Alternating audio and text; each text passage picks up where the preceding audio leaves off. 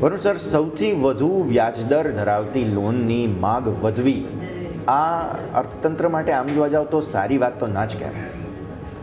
સો definitely યશ, હું જો તમે જુઓ તો જે રીતે પર્સનલ લોનનો જે ગ્રોથ તમે કહ્યું એ બહુ મોટો સરપ્રાઇઝિંગ છે. જ્યારે તમે ડેટા ડિક્લેર કર્યા ત્યારે જ હું તો સરપ્રાઇઝ થઈ ગયો. જે ઝડપે પર્સનલ લોનનો વપરાશ વધી રહ્યો છે એ ઇન્ડિકેટ કરી રહ્યો છે કે ભાઈ ડેસ્પરેટ બાયર માર્કેટમાં વધારે છે.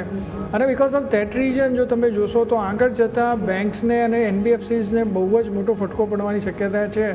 જો ગ્રોથ થોડો લિમિટેડ થયો કાં તો પછી વેજ હાઇક, જે લોકોને એમને લોન આપી છે એ લોકોની ઇન્કમ એ ઝડપથી નથી વધી રહી કે એ લોકો રીપેમેન્ટ કરી શકે.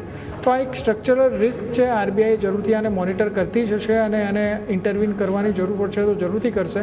બટ આ એક રેડ ફ્લેગ છે જેના ઉપર ખરેખર દરેક ફાઇનાન્શિયલ ઇન્સ્ટિટ્યૂટે નજર રાખવી જોઈએ. બિકોઝ જીડીપીના ગ્રોથની સાથે જો વેજ ગ્રોથ નહીં થયો હોય તો એ અલ્ટિમેટલી પર્સનલ લોનને મોટા બધા બેન્કરપ્સી તરફ લઈ જશે એવું મને દેખાઈ રહ્યું છે.